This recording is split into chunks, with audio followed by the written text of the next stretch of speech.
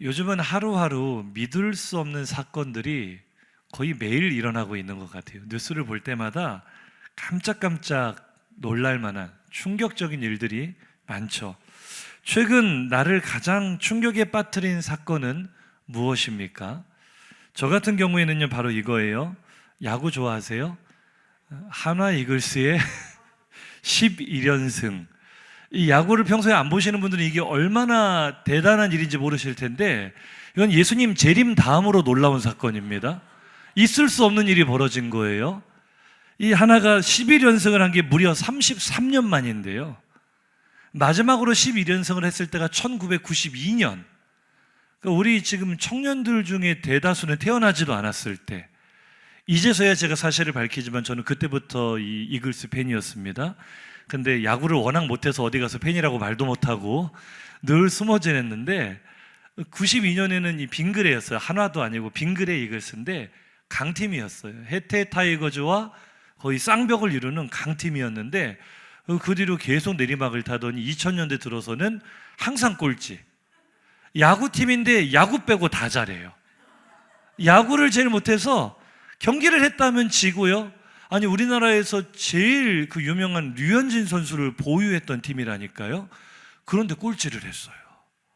류현진 선수가 하나에 있으면서 1년에 10승을 못하고 미국에 갔다니까요. 그래서 미국에서 도대체 한국 프로야구는 얼마나 대단한 리그이길래 이런 선수가 10승도 못하냐. 메이저리그에서도 20승을 하는, 20승 가까이 하는 선수들, 그 정도의 팀이라서 사실 이 순위표를 봐도 저는 아직도 믿어지지가 않는데요. 저 왼쪽의 순위표가 딱 한 달 전에 순위입니다. 한 달 전에. 역시 꼴찌였어요. 그래서 전혀 놀랍지도 않은 순위표라서 그럼 그렇지, 올해도 가을 야구는 물 건너 갔구나 확신을 했습니다.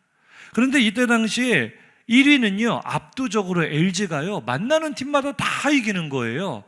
시즌 초반부터 모든 사람들이 입을 모아서 올해 1등은 LG다, 확실하다, 다 그렇게 말을 했습니다.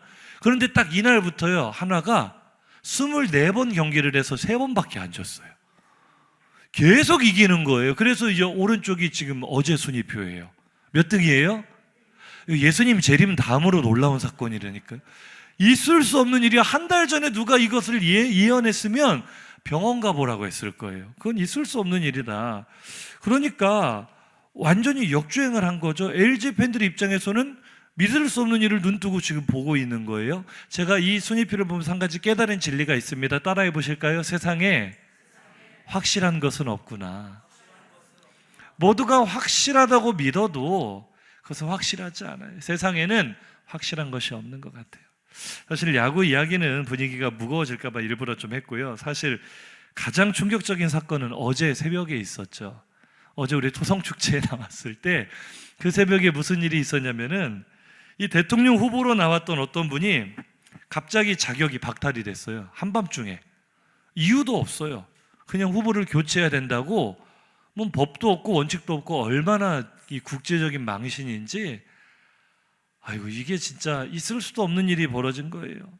국민들이 참 충격을 받았죠. 다행히 지금은 이제 2차 저차해서 다시 회복이 되기는 했는데, 아마 이 일을 바라보는 국민들의 마음이 어땠을까 참 어처구니가 없는데요. 그래서 누군가 이 사건을 바라보면 이렇게 뉴스 기사를 패러디를 했어요. 그냥 머리글만 읽으면은 꼭 어떤 사건 같아요. 대통령 시켜주겠다며 70대 노인을 속여 3억 원을 갈취한 일당이 있었다. 아니, 맞잖아요. 후보가 70대고 그 경선에 참여하는 참여금이 3억이 된다고 하니까 대통령 시켜준다고 3억을 갈취했답니다. 그래놓고 후보 자격을 박탈시켰다는 거예요. 보이스 피싱이 아니라 대통령 피싱이죠. 이런 충격적인 사건을 바라보면 제가 한 번 더 느꼈습니다. 한 번 더 따라 하실까요? 세상에 확실한 것은 없구나. 아니, 그분 입장에서 한번 생각을 해보세요. 그 당 내에서 나름대로 쟁쟁한 후보들을 다 제치고 치열한 경선을 뚫고 후보가 딱 됐을 때 무슨 생각을 했겠어요? 뭐 나중에 단일화는 어떤 식으로든 이루어지겠지만, 일단은 내가 기호 2번, 대한민국 기호 2번 대통령 후보다, 이거는 확실하다, 믿지 않았겠습니까? 국민들도 누가 그거를 의심했겠어요. 그러나 뚜껑을 열어보니까 세상에 확실한 건 없구나. 무슨 얘기를 하고 싶은 거냐면요, 우리가 이 세상에서 확실하게 믿을 수 있는 건 정말 없는 것 같아요. 이 사람은 확실하다고 믿고 결혼을 했지만 결혼하고 나니 콩깍지에 씌었던 내 눈을 원망하는 분들이 이 자리에는 없으신 줄로 믿습니다. 그러나 간혹 있더라고요. 확실하다고 믿고 또 믿고 투자를 했는데 확실하게 망할 때가 얼마나 많습니까? 세상에 확실한 건 없죠. 저런 불확실한 세상 속에서 우리는 늘 불안과 염려를 안고 살아갈 수밖에 없는데, 오늘 본문은 놀랍게도 이 불확실한 세상 속에 확실하게 성공할 수 있는 유일한 길 하나를 우리에게 가르쳐 줍니다. 오늘 본문 1절 한번 읽어보겠습니다. 시작. 주 안에서 너희 부모에게 순종하라. 이것이 옳으니라. 아멘. 제가 수도 없이 설교했던 본문이고, 올해도 또 우리 주일학교 공과가 또 이 본문이 어버이 주일 본문으로 선택이 되었기에 또 설교를 합니다. 얼마나 제가 근심과 고민이 많았겠어요. 전혀 공감을 안 해주시는데 어버이 주일이 가장 힘이 듭니다. 이 본문을 가지고 몇 번이나 설교를 했는데 또 어떻게 설교를 할까 말씀을 묵상하는데 제 눈에 딱 들어왔던 부분이요, 이것이 옳으니라. 이것이 옳으니라에 제 눈이 딱 꽂혔어요. 이 부분을 가지고 묵상을 많이 했거든요. 우리는 오늘 옳고 그름의 기준이 너무나도 혼란스러워진 시대를 살아가고 있습니다. 무엇이 옳은 건지 무엇이 그른 건지 시간이 지나면 지날수록 너무나 혼란스러운 것 같아요. 그런데 동서고금을 막론하고 어떤 나라와 민족을 막론하고 절대적으로 옳다라고 말할 수 있는 가치가 한 가지 있다면 그것은 부모님께 순종해야 된다. 부모님을 공경해야 된다. 이것이 확실하게 옳은 줄로 믿습니다. 하나님께서 이것이 옳으니라 말씀하실 때 그 무엇이 옳은가? 부모님께 순종하는 게 옳다.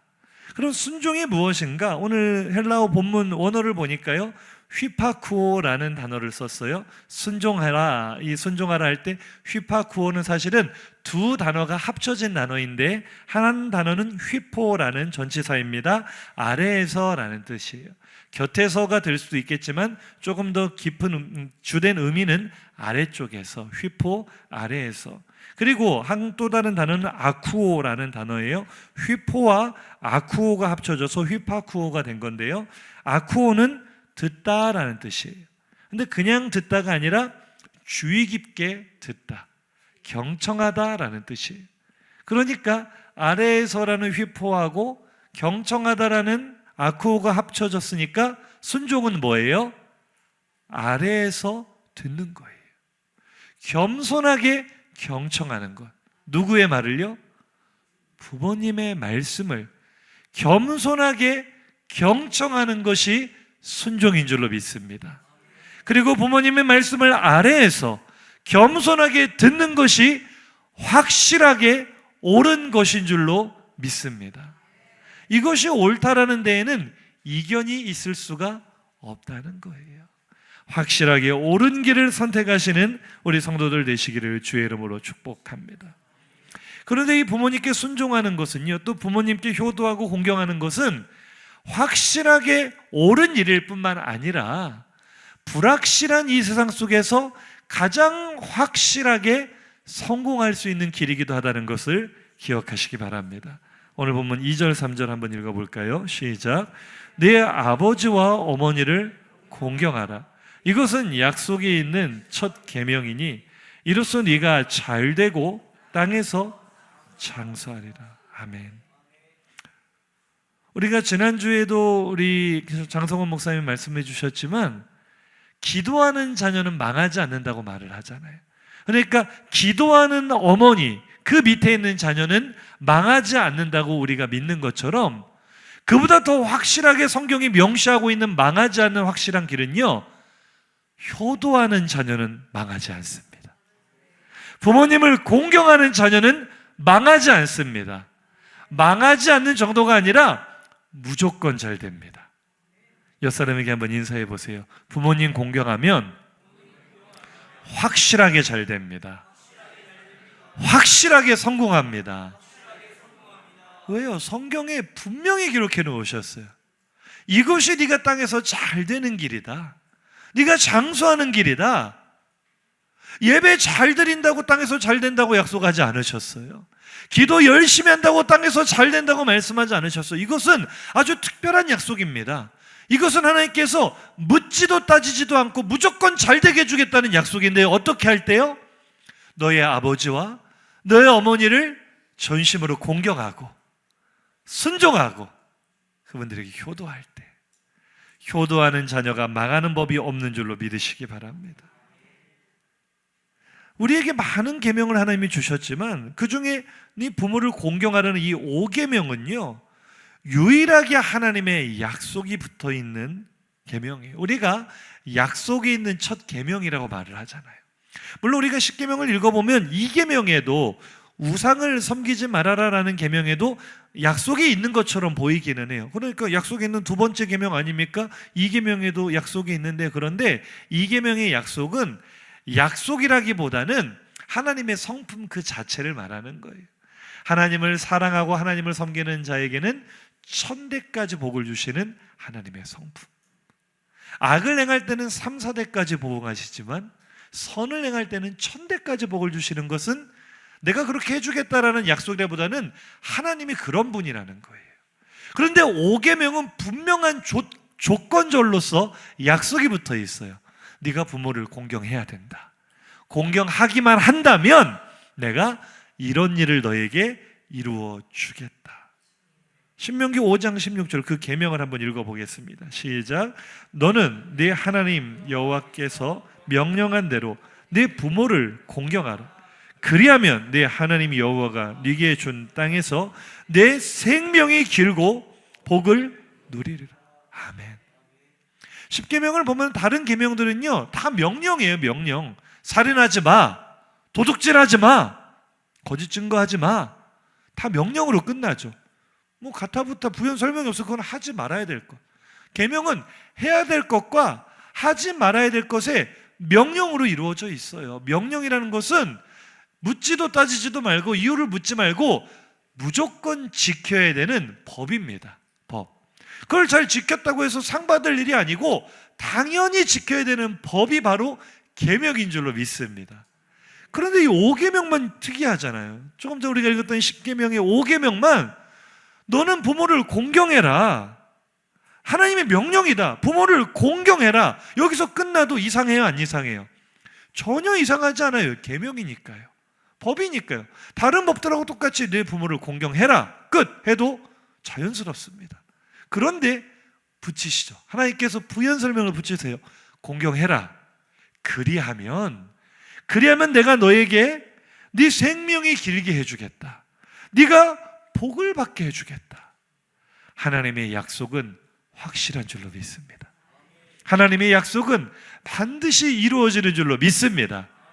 그 이 자리에 있는 우리 청년들 잘 되기를 원하면 아멘. 성공하기를 원하면 아멘. 그러면은요 너무 쉬워요. 옆 사람과 인사합시다. 부모님께 효도하면 됩니다.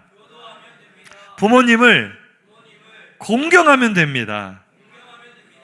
그것이 이 세상에서 확실하게 무조건 잘 되는 법인 줄로 믿습니다. 하나님이 약속하셨잖아요. 그럼 공경은 무엇인가? 오늘 본문 헬라어에서는 공경하다를 티마오라는 단어로 번역을 했는데, 티마오는요 가치를 둔다라는 뜻이에요. 높이 평가한다, 귀하게 여긴다, 이런 뜻이에요. 티마오. 그다음 계명이 나오는 구약 성경 히브리어는 공경하라, 이 공경을 카바드라는 단어를 썼어요. 히브리어로 카바드라는 단어를 썼는데, 카바드는 무겁게 여긴다, 무겁게 여긴다라는 뜻이에요. 그러니까 티마오와 카바드, 이 성경의 원어들을 조합해서 공경하다의 뜻을 추론하면 한마디로 요약하면 존중한다라는 뜻이에요. 부모님을 가볍게 여기지 않고, 부모님을 업신 여기지 않고 무겁게 존중하는 것, 그것이 바로 공경인 줄로 믿습니다. 그러면 퀴즈입니다. 부모님 공경을 어린아이가 잘할까요? 어른이 잘할까요? 이상하죠? 말씀을 깨닫고 공경할 능력이 있는 쪽은 분명히 어른이 더 유리할 것 같은데, 실제로 부모님을 무겁게 여기고 존중하고 귀하게 여기는 것은 어린아이가 훨씬 더 잘해요. 바꿔 말하면 우리도 한때는 부모님을 그렇게 무겁게 여기고 부모님을 그렇게 크게 봤어요. 그런데 점점 나이를 먹고 내가 성년이 되고 장년이 되어 갈수록 부모님이 점점 작게 느껴져요. 물론 그건 물리적으로 작아지실 수는 있죠. 나이가 드시고 노쇠하면 작아지실 수는 있는데, 부모님의 존재 자체를 작게 보는 잘못된 습성이 우리에게 들어와 있다는 거예요. 인사하시죠. 확실하게 잘못된 겁니다. 이거 하나는 확실해요. 그건 잘못된 거예요. 그런데 이상하죠? 늙고 쇠약해진 부모님을 가볍게 여기는 자녀들이 의외로 많습니다. 이 자리에는 없으시기를 주의 이름으로 축복합니다. 하나님께서 부모를 공경하라 라고 할 때는, 말씀하실 때에는 부모가 힘이 있고 너를 뒷바라지해 줄 수 있고 부모가 뭔가 존경할 만한 그런 능력을 갖추고 있을 때 공경해라, 그 뜻이 아니라, 조금 더 성경의 강조점을 보자면 잠언 23장 22절인데 한번 읽어보실까요? 너를 낳은 아비에게 청종하고 내 늙은 어미를 경히 여기지 말지니. 아멘. 내 아버지와 어머니를 공경하라라는 말씀을 조금 더 풀어 설명한 말씀이 방금 읽은 이 말씀이거든요. 부모가 나이 들었다고 무시하지 말라는 거예요. 아무리 나이가 들어 늙고 쇠약해졌어도 부모는 존중이 여김을 받아야 될 분들입니다. 아무리 늙고 힘이 없어지고 총기가 사라졌어도 부모님은 마땅히 존중을 받으셔야 될 분들입니다. 이거 하나는 확실한 줄로 믿으시면 아멘 하시기 바랍니다.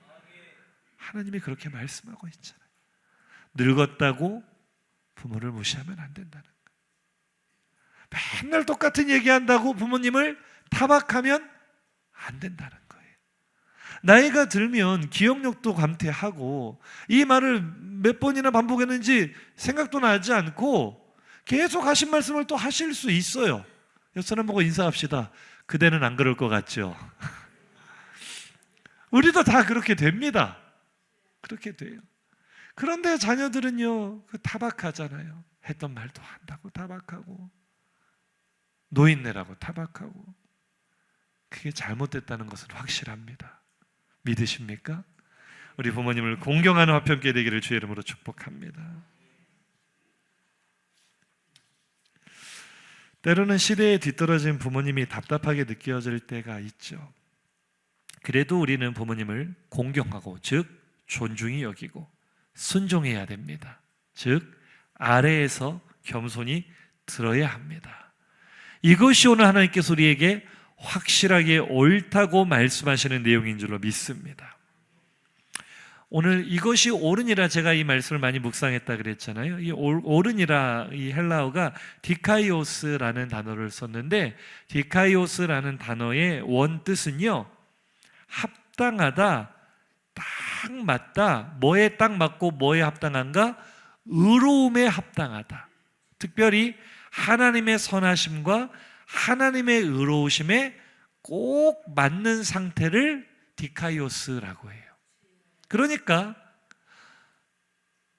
부모에게 순종해라, 내 부모에게 순종하고 내 부모를 공경하라, 이것이 하나님의 성품과 하나님의 마음과 하나님의 선하심과 하나님의 의로우심에 합당하게 꼭 맞는 모습이다. 오늘 이 말씀을 받으시기를 주의 이름으로 축복합니다. 아니, 도대체 부모님을 공경한다는 것이 어떤 의미이길래 그것이 하나님의 선하신 성품에 꼭 맞는가? 마치 다윗이 하나님의 마음에 합한 사람이다, 그런 평가를 받았던 것처럼, 사실 우리가 하나님께 그런 평가를 받는 건 어렵지 않다는 거예요. 부모님께 순종하고 부모님을 공경하기만 하면 우리 모두는 다윗처럼 하나님께 디카이오스, 꼭 마음에 맞는 사람이 될 줄로 믿습니다. 도대체 그것이 얼마나 중요한 것이길래 하나님의 마음에 합한 것인가? 오늘 간단하게 살펴볼 건데요. 첫 번째로는요, 따라해 보실까요? 본성에 비추어 확실합니다. 부모님을 공경하는 것이 하나님의 선하심에 꼭 합당한 것이라는 것은 우리의 본성에 비추어 볼 때 확실하다는 거예요. 무슨 얘기입니까? 부모를 공경해야 된다는 것은 신앙의 영역을 떠나서도 진리입니다. 맞지요? 지극히 당연하고 옳은 사람의 본성이에요. 동서고금 어떤 나라와 민족, 문명을 막론하고 부모를 공경하지 말라라고 가르치는 곳은 한 곳도 없습니다. 서양이든 동양이든 옛날이든 지금이든 부모를 공경해야 된다는 것은 누구나 다 본능적으로 알고 있는 우리의 본성이라는 거예요.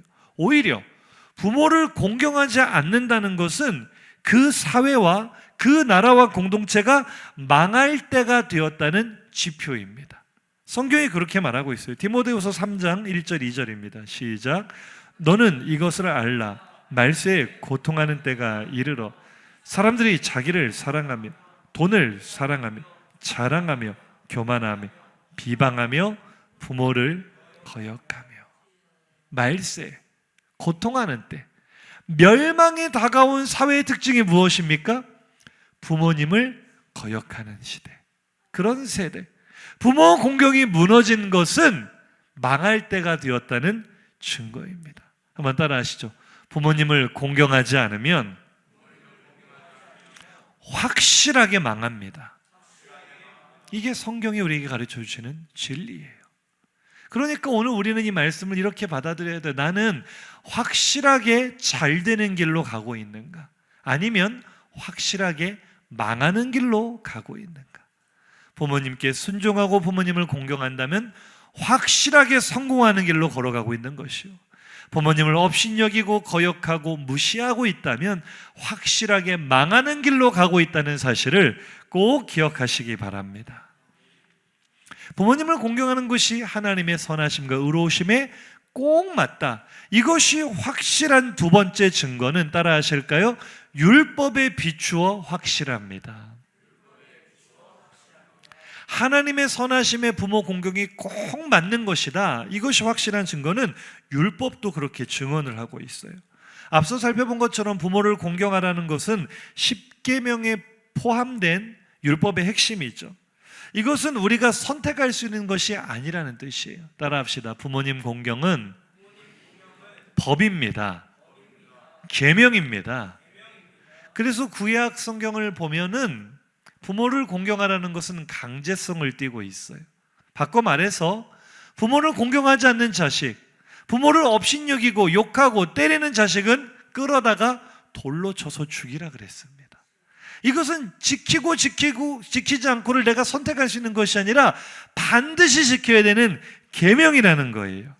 그러니까 율법에 비추어서도 이것이 확실한데, 10계명 속에 이 제5계명, 내 부모를 공경하라는 이 5계명의 위치와 그 의미가 결코 가볍지 않습니다.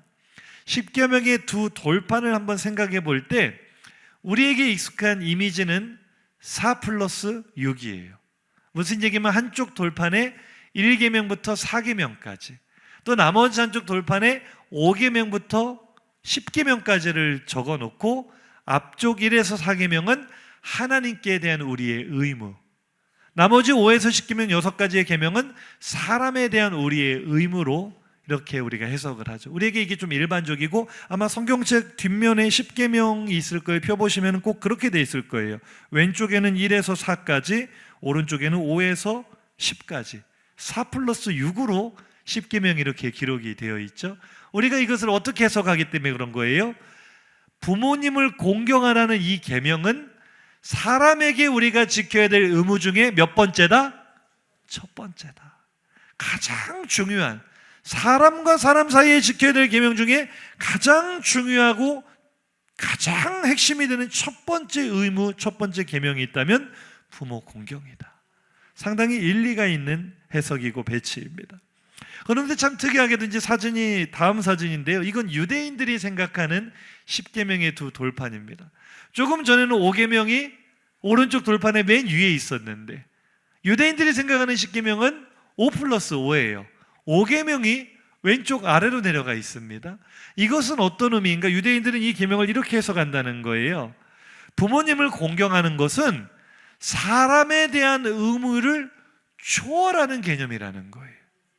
이것은 하나님께 대한 의무로 포함시킬 정도로 사람에게 지켜야 될 수준을 뛰어넘어서, 즉 하나님은 우리가 부모님께 하는 것을 하나님 자신에게 하는 것으로 받아들이신다.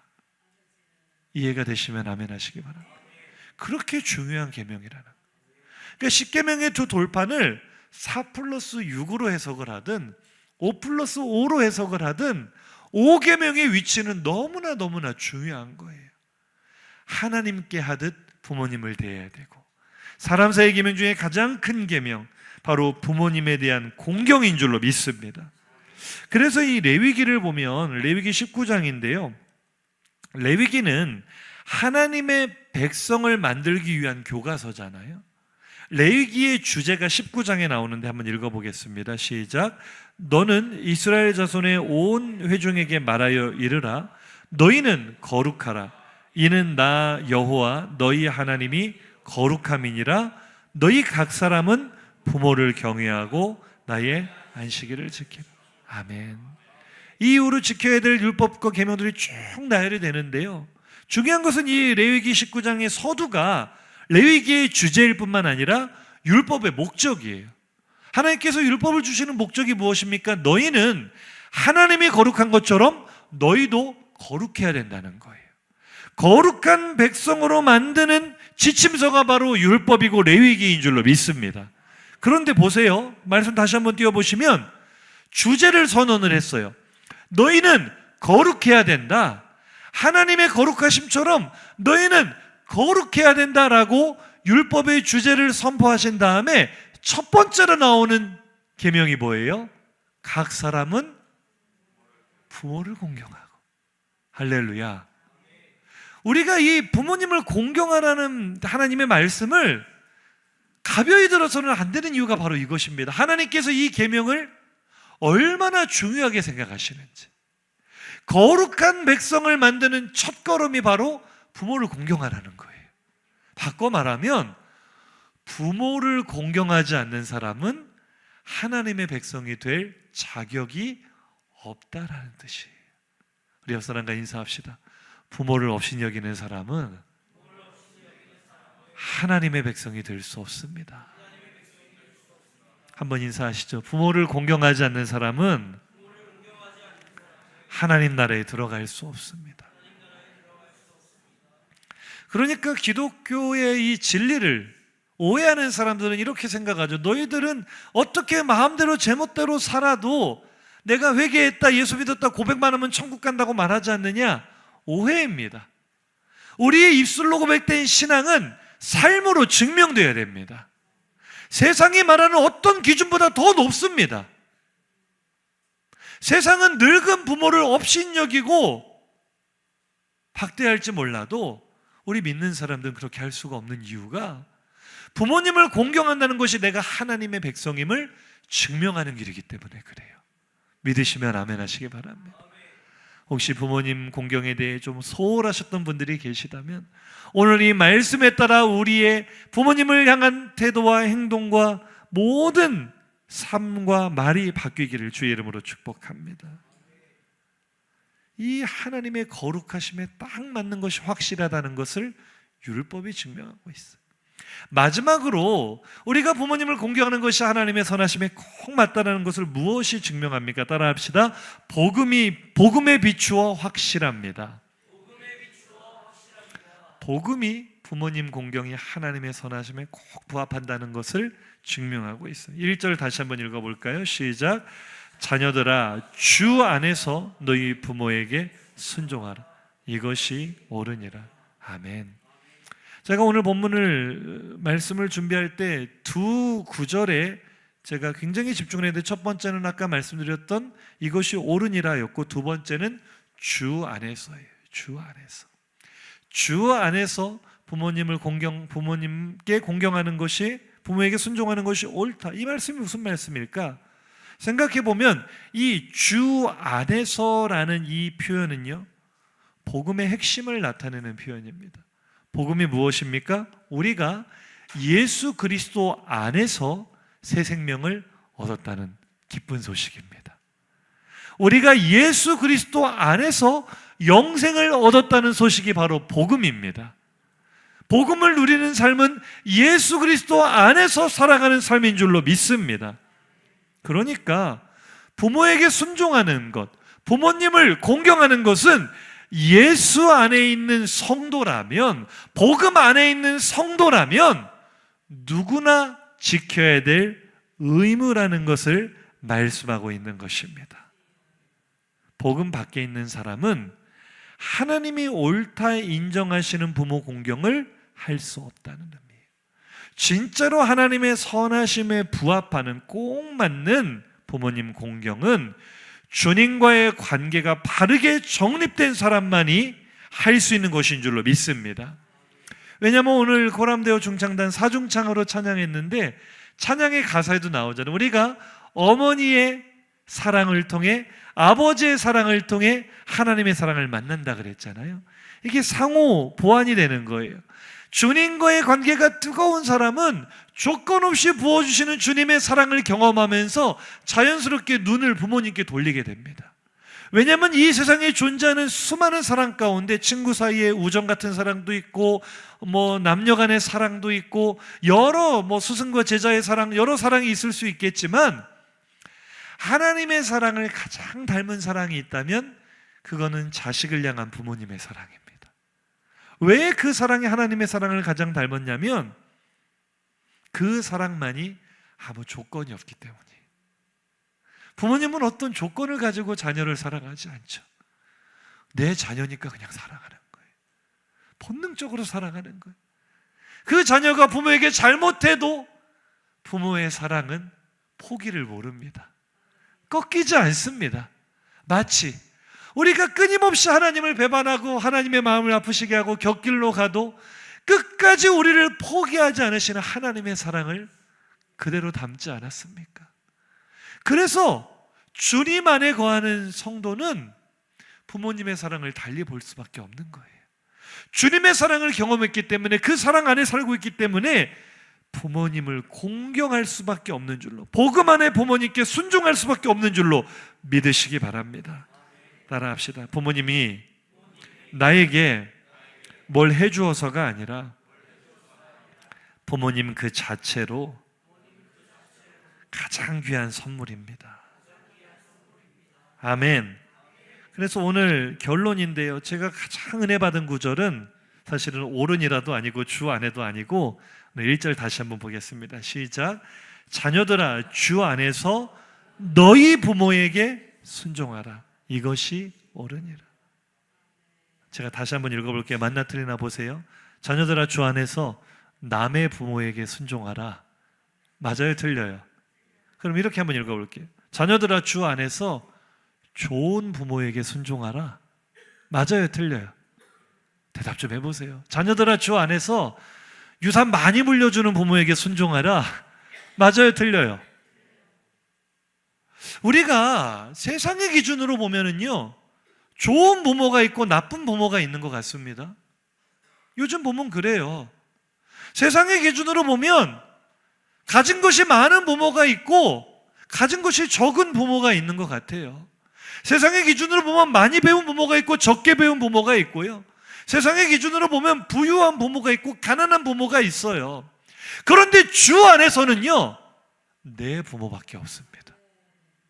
주 안에서는 좋은 부모가 없고 나쁜 부모가 없는 줄로 믿으시기 바랍니다. 이것이 주 안에서 너희 부모에게 순종하라는 말씀의 핵심이에요. 우리는 자꾸 조건부로 생각해요. 부모가 나에게 잘했으면 나도 부모에게 잘하지. 우리 부모는 나를 방치했으니까, 제대로 양육하지 않았으니까 나도 부모에게 잘할 필요가 없다. 이것이 오늘 이 시대의 생각입니다. 굉장히 잘못된 생각입니다. 따라할까요? 확실하게 잘못된 생각입니다. 왜요? 오늘 말씀 분명히 말합니다. 주 안에서는 좋은 부모가 없어요. 나쁜 부모도 없어요. 주 안에서는 오로지 우리가 순종하고 공경해야 될 내 부모밖에 없는 줄로 믿으시기 바랍니다. 이것이 옳습니다. 이것이 확실하게 옳습니다. 주 안의 부모는 내 부모뿐이에요. 나를 낳아주셨다는 것, 그 하나만으로 그분들은 순종을 받기에, 공경을 받기에 합당한 분들인 줄로 믿습니다. 이것이 확실히 옳은 줄로 믿으시면 아멘 하시기 바랍니다. 최근에 인기가 있었던 드라마의 한 장면 잠깐 보여드리고 말씀을 마무리하겠습니다. 성도들도 이런 딸내미 있냐고 자랑할 수 있기를 축복합니다. 이 대사 중에서요, 엄마가 물어보잖아요. 너는 내가 왜 줬냐? 가난하고 못 배우고 아무것도 못 해주는 내가 왜 줬냐? 근데 그 딸의 대답이요, 뭐예요? 엄마니까. 다른 이유가 있어요, 없어요? 이것이 옳습니다. 못 배웠어도 가난해도 엄마는 엄마예요. 나를 낳아주신 엄마니까 좋은 거지 무슨 이유가 필요해요? 그 딸의 어리지만 그 마음이 느껴지지 않습니까? 우리 엄마 그 해녀로 바닷속에 들어가 전복 따는데 그 걱정하는 그 어린 딸의 마음이요. 내가 돈이 있으면 하루에 100환씩을 주고 엄마의 시간을 사고 싶다는, 우리 엄마 고생시키기 싫다는 이 마음이 우리도 언젠가는 저 주인공처럼 늘 마음에 가지고 있었던 것을 기억하시기 바랍니다. 어렸을 때는 우리 다 같은 마음 아니었습니까? 부모를 끔찍하게 아끼고 사랑하고 혹시라도 부모님과 헤어지는 일이 생길까 봐 불안해하고 두려워하고 다 그러지 않았어요? 제가 아주 어렸을 때 막 입을 떼고 말을 배우기 시작할 때 저희 어머니가 저를 꼭 끌어안으면 제가 그랬대요. 엄마 품 부러진다고. 참 영특해요. 너무 세게 안으면 엄마 품이 부러질까 봐 걱정될 만큼 제가 그렇게 효자였어요. 별로 동의를 안 하시네, 국민 여러분. 그런데 지금은요, 우리 어떻습니까? 부모가 아파도 무신경하고 어떻게 지내는지 걱정도 안 하고 나 살기에만 바쁜 인생이 되어버려서 부모가 내게 해준 게 뭐가 있냐는 그딴 소리나 하고, 청년들 들을 게 있으면 들으시기 바랍니다. 아니 이유가 어디 있어? 이유가 엄마니까 좋고 아빠니까 좋은 거지. 주 안에서는 오로지 공경하고 순종할 내 부모뿐입니다. 우리 그 부모님께 정말, 부모는 기다려주지 않는다고 하잖아요. 아직 부모님 살아계신다면 정말 아래에서 듣고 순종하고 높여드리고 존중히 여기고 공경하는 우리 성도들 되시기를 주의 이름으로 축복합니다. 혹시 부모님이 먼저 낙원으로 이민을 가셔서 공경할 부모가 없다면 우리 주변에, 우리 교회 안에 있는 다른 어르신들에게 부모를 섬기는 마음으로 그렇게 헌신했으면 좋겠어요. 그렇게 효도했으면 좋겠어요.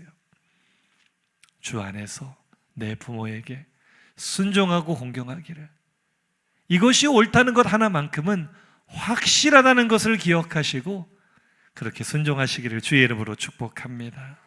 결단의 찬양으로 나아가겠습니다. 갑작스럽게 결단성을 바꾸게 됐는데요, 이 찬양, 언제나 우리의 찬양의 대상은 주님이시죠. 그래서 주님이 내게 다가온 후에 그 사랑을 알게 됐죠. 원래는 이런 가사인데 오늘은 그 주님의 사랑에 우리 부모님의 사랑을 얹어서 같이 기억하며 우리 마음속에 주님과 부모님을 같이 생각하며 찬양했으면 좋겠어요. 당신이 내게 다가온 후에, 그 당신 우리 부모님이라 생각하면서 내가 그 사랑을 통해 주님의 사랑을 알게 되었습니다. 함께 찬양하겠습니다.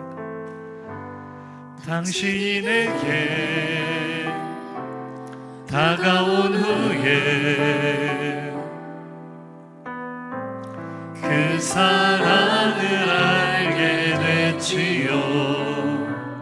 나의 마음에 가르쳐준 것은 함께하는 소중한 사랑. 당신이 곁에 있어준다면 나의 가는 길, 우리는 부모님의 사랑을 통해 주님의 사랑을 봅니다. 꿈을 줍니다. 다시 시작할 떠나온 후에 당신을 멀리 떠나온 후에 부모님을 생각해 보세요. 그리움을 알게 됐지요. 부모님의 사랑은 기다려주고 날 품어준 하나님을 닮은 그 사랑을 우리는 잊을 수 없습니다. 우리 한 번 더 당신을 멀리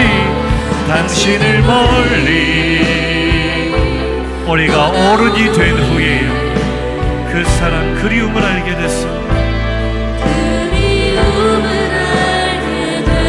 부모님의 사랑은 하나님의 사랑 같아서 나를 기다려주고 품어주십니다. 그 사랑 잊지 맙시다. 잊을 수 없어. 당신이 곁에 있어준다면 나의 갈 길 함께 걸어간다면 그 사랑이 나에게 우리는 거룩한 삶을 다시 시작할 수 있습니다. 하나님의 자녀된 삶을 다시 시작할 수 있습니다. 당신이 곁에